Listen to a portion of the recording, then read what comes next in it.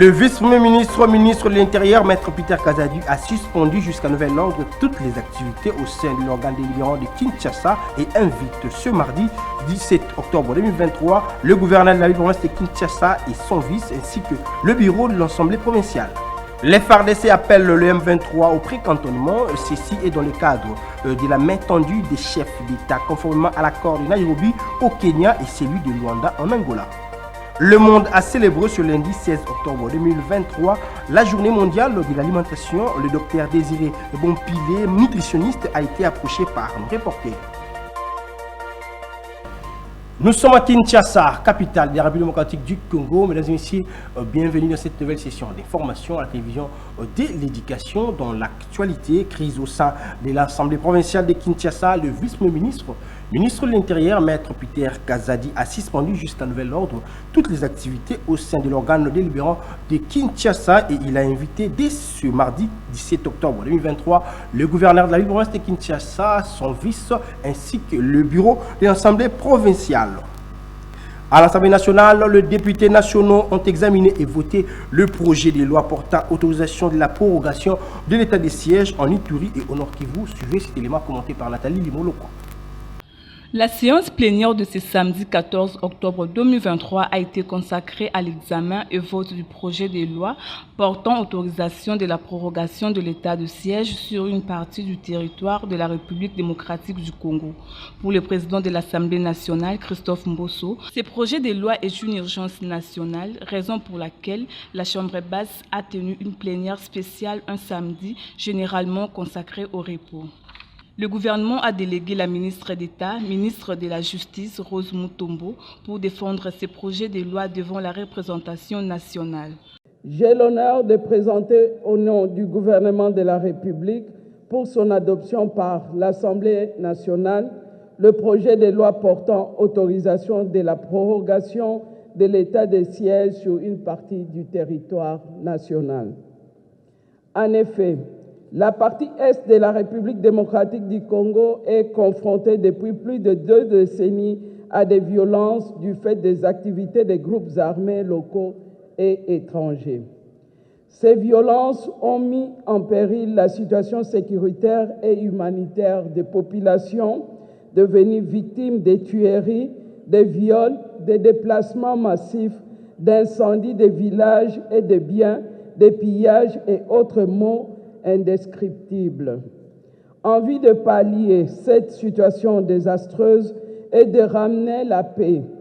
Pour l'essentiel, a dit la ministre Mutombo, la partie est de la République démocratique du Congo est confrontée depuis plus de 2 décennies à la violence du fait des activités des groupes armés locaux et étrangers. Au terme du débat sur ces projets de loi, l'Assemblée nationale a voté le projet de loi portant autorisation de la prorogation de siège en séance subséquente. Sur 289 députés votants, 287 ont voté oui, 2 députés ont voté non, aucun député ne s'est abstenu. Ce projet de loi sera transmis au Sénat pour la seconde lecture.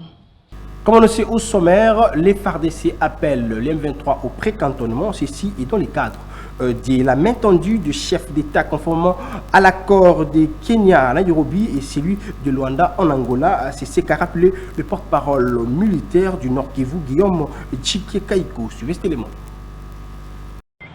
Les M23, avec leurs alliés de l'armée rwandaise, doivent comprendre qu'ils ont l'obligation, et c'est le moment, de rejoindre ou de répondre à la main tendue des chefs d'État de la sous-région qui veulent qu'ils puissent rejoindre le pré-cantonnement.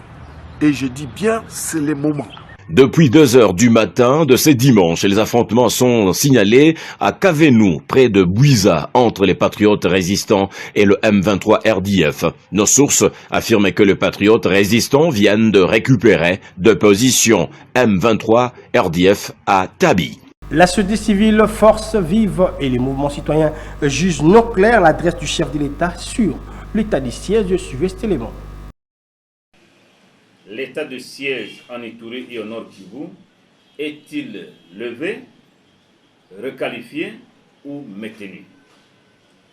le Bureau de coordination nationale de civile pour civile de la RDC Congo et les mouvements citoyens ont suivi avec attention, jeudi 12 octobre 2023, le message à la nation de son Excellence, Messieurs, le chef de l'État et président de la République, Félix Antoine Tshisekedi Tshilombo, sur l'évolution de l'état de siège dans les provinces de l'Ituri et du Nord Kivu.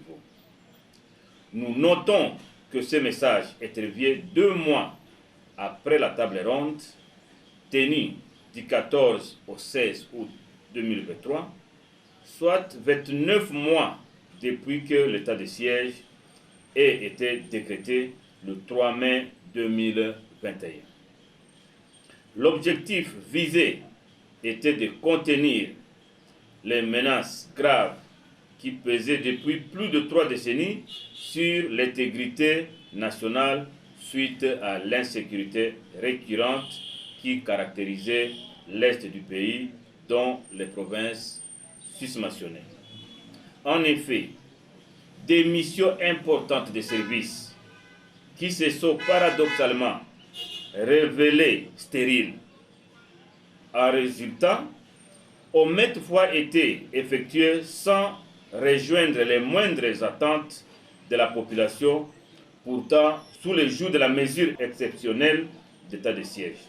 Le discours du 12 octobre a tout simplement été un affront contre la population victime. En plus, nous constatons qu'il n'y a que des reculs qu'enregistre la gouvernance sous état de siège, que caractérisée par la multiplicité infinie des groupes armés. En Ituri, dans le cadre de la sécurisation du processus électoral, 40 policiers sont à l'école du savoir. L'annonce a été faite par le gouverneur militaire, le lieutenant-général Louis Kachama Johnny, lors de sa rencontre avec une délégation de la police nationale congolaise venue de Kinshasa. Suivez ces commentaires de Naomi Katako. À 2 mois de la tenue des élections en République démocratique du Congo, le parti prenant s'active pour un aboutissement erré de ce processus. 40 policiers seront renforcés en capacité dans une formation de formateurs sur la sécurisation du processus électoral durant 4 jours à Bunia. Ceci pour couvrir l'ensemble de la province. Une formation qui bénéficie de l'appui technique et financier de la police, de la MONUSCO et du PNID. L'annonce a été faite ce lundi 16 octobre 2023 au gouverneur militaire de l'Ituri, le lieutenant-général Louis Kachama Johnny, par une délégation de la direction des écoles et formations de la police nationale congolaise, venue de Kinshasa, en tête le commissaire supérieur principal, Nyembo Ramazani Séraphin. La formation ici concerne toutes les catégories de la police, mais c'est une formation spécialisée qui ne cadre qu'avec la sécurisation des élections. Les matières qui sont dispensées dans cette formation, c'est entre autres comment organiser la sécurité publique pendant les élections, comment organiser le maintien et le rétablissement de l'ordre public pendant les élections, comment faire ce qu'on appelle dans notre jargon la garde statique, comment sécuriser les bureaux de vote, comment sécuriser le matériel des élections, comment sécuriser même les candidats qui sont programmés à tous les échéances et à tous les échelons des élections. La présence de cette délégation au chef-lieu de l'Ituri confirme bel et bien la détermination du chef de l'État Félix Antoine Tshisekedi Tshilombo de tenir à sa parole, d'accompagner le peuple congolais à élire leurs dirigeants d'ici le 20 décembre 2023. Changeons de chapitre, célébration ce lundi 16 octobre 2023 de la journée mondiale de l'alimentation. Pour plus de détails de la journée, le docteur Désiré Bonpilier, nutritionniste, a été approché par nos reporters. Suivez ces propos recueillis. Nous sommes ce que nous mangeons, c'est ce qu'on a toujours dit. La vie de l'homme dépend de ce qu'il met dans son assiette. Nous avons un problème sérieux que les gens ignorent aujourd'hui. Le corps a des besoins. On parle des besoins de l'organisme. Le corps a besoin d'être nourri pour que nous puissions rester en bonne santé. Alors les besoins là que nous appelons les nutriments sont nécessaires pour la santé et il n'y a pas une autre moyen, une autre voie pour les avoir il n'y a que par les aliments. Donc les aliments ont un rôle très important, voire même un rôle indispensable pour le fonctionnement de l'être humain. En commençant dans son cerveau jusque dans ses ongles, tout dépend de ce que nous mettons dans l'assiette. Parce que dans les aliments, nous avons les minéraux, nous avons des vitamines, nous avons des énergies, nous avons tout ce qu'il faut pour que notre corps puisse fonctionner. Alors quand nous sommes dans la carence, c'est-à-dire il y a un déséquilibre entre les besoins et l'apport, nous tombons malades. Donc en nutrition, nous appelons malade celui qui a la carence. Or la carence montre réellement qu'il n'y a pas suffisamment, on n'a pas suffisamment nourri son corps, on n'a pas suffisamment mangé, c'est ce qui amène le déséquilibre dans le corps. Donc, nous retenons que l'alimentation a un rôle très important pour la survie de l'être humain. Nous demandons à la population de prendre conscience que notre vie dépend de ce que nous mettons dans l'assiette. J'ai toujours dit, la vie et la mort sont au pouvoir de l'assiette. L'assiette tue plus que la guerre. Prenez conscience de votre état de santé en sachant choisir ce que vous mettez dans l'assiette. Et quand vous mangez, n'oubliez pas de boire de l'eau. Buvez de l'eau quand vous avez soif, buvez de l'eau quand vous n'avez pas soif. C'est comme ça que vous allez construire votre corps, c'est comme ça que vous allez créer l'équilibre dans le fonctionnement de votre corps. Je le crois que la population suit ces messages et les prend en considération. Et je crois que dans les jours à venir, chacun prendra conscience de la manière dont il va gérer son assiette. On aura moins de malades, on aura tout le monde qui sera en bonne santé. Parlons société. Dans ce journal, les immondices jetés sur la rivière Gombe, selon les habitants de ces contrées pendant la pluie, représentent un danger pour eux. Suivez cet élément pour avoir plus de détails. Où est partie l'opération Kinbopeto? Telle est la question posée par les Kinois, vu l'image qui donne actuellement la ville-province de Kinshasa, le cas de la rivière Gombe, qui sépare la commune qui porte le même nom et celle de Lingwala, qui s'est transformée en poubelle publique où les bouteilles en plastique et d'autres saletés ont remplacé de l'eau.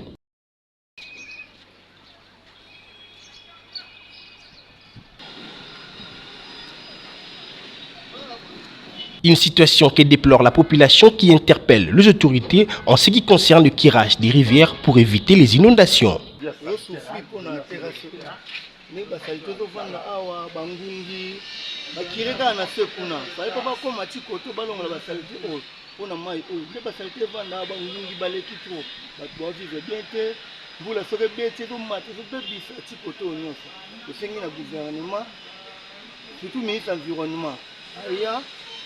atinda batu bakire terrasse oyo batia propriété awa salite leki makasi batu ba vivre awa solo salite bien tifoïde mabe makasi salite oyo umeli ko ça déjà ba 4 ans 5 ans voilà toujours on doit s'en avoir dans mboka so ba fulu so ba mubabu service ndola. Le message est passé aux autorités de faire quelque chose pour entamer l'opération de curage des rivières dans les différentes communes de la capitale, surtout durant cette période pluvieuse. Toujours en société pour boucler complètement cette session d'information, les caniveaux de l'avenue Kabambare dans la commune de Kinshasa sont bouchés par manque de curage, une situation qui dérange la population de ce coin de Kinshasa, sur cet élément de nos stagiaires Téléfacile. Ici, nous sommes sur l'avenue Kabambare dans la commune de Kinshasa où les caniveaux sont bouchés par manque de curage. Des bouteilles presque partout qui empêchent la bonne circulation de l'eau dans les caniveaux. Une réalité qui devient un vrai casse-tête pour la population.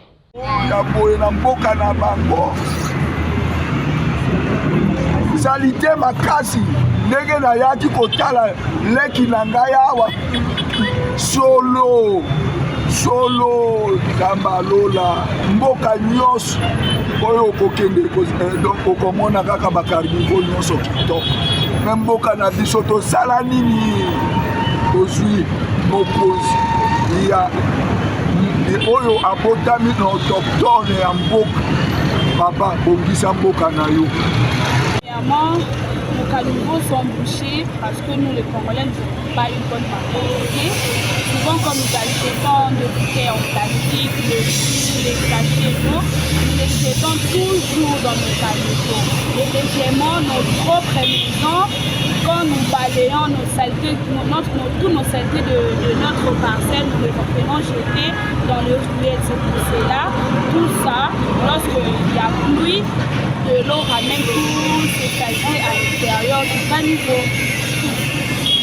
eloko esalaka baterase oyo etonda premièrement eza salite obwaka bamilangi salite na kati soki basalisa longo omona balongoli babimisi batie mwa mopanzi wana nyonso ntango mai ekoya ezongisi yango lisusu seke po ezala mwa bien esengeli balongola nanu salite nyonso ya kati bamema na mituka bakende obwakaka bisika babwakaka me lokola balongolaka mpe batiki mopanzi seke wana bazosala eloko te esengeli balongola nyonso bamilangi bamabele eza na kati ya terase soki balongoli yango bamemi yango ekosala mwa bien po ezala mwa bien lokola bazosala mosala moko te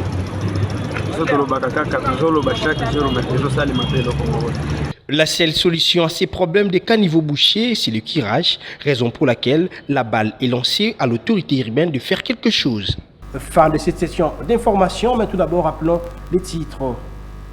Le vice-premier ministre de l'Intérieur, Maître Peter Kazadi, a suspendu jusqu'à nouvel ordre toutes les activités au sein de l'organe délibérant de Kinshasa et invite ce mardi 17 octobre 2023 le gouverneur de la ville-province de Kinshasa et son vice ainsi que le bureau de l'Assemblée provinciale. Les FARDC appellent le M23 au pré-cantonnement. Ceci est dans le cadre de la main tendue des chefs d'État conformément à l'accord de Nairobi au Kenya et celui de Luanda en Angola.